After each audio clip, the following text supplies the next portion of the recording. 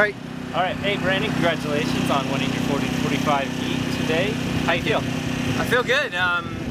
You know, it's a hard effort because the mud is so thick and really a lot of power, but it's only 2 laps, so once you get your rhythm going, you kind of get your spot, and I knew all I needed to get was like top 2 for a front row call-up on Friday. Right. So was the mud pretty tacky today?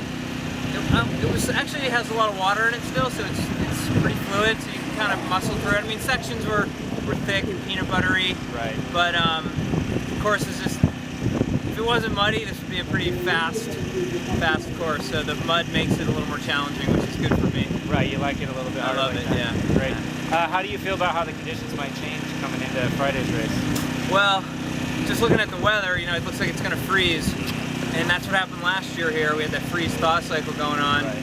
And I loved the conditions last year, so I don't care. And one thing I've learned over the years is the course is what it is right before the start. So right. Don't worry about what it's like tomorrow or even Friday morning.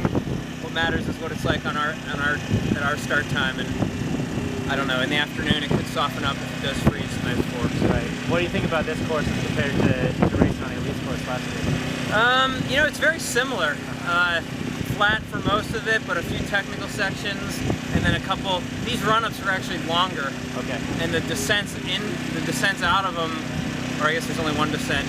Today is more technical than last year's, and they're longer, so they're a little more painful when you get to the top. Right. So. There's a couple other heats going on. Who else are you worried about? You know, my teammate Pete Weber is probably the strongest guy here based on nationals a couple weeks ago. So hopefully he'll win his heat. Although apparently he only has to get top 24 and he gets an automatic call-up on Friday. So might not be racing too hard. Right. Yeah. But Mark Savory's been going great all year. I don't know if Mike Yozel's here or not. He was going good at nationals, and you know, it's conditions like this. I mean, I crashed actually in the heat race on the pavement. It was really slick, and I fell. I mean, I could have broken the derailleur, and things can be different. So anything can happen on race day, especially with conditions like this. So it's anybody's race to win. Right. You sticking around for the weekend? Oh yeah. Nice. What are your thoughts on the Elite races? I think if the conditions firm up, I think the Americans could do pretty well. I think if it's really thick power mud like this, you know, it's hard to beat those Belgians. They were born in that stuff, so they're good at it.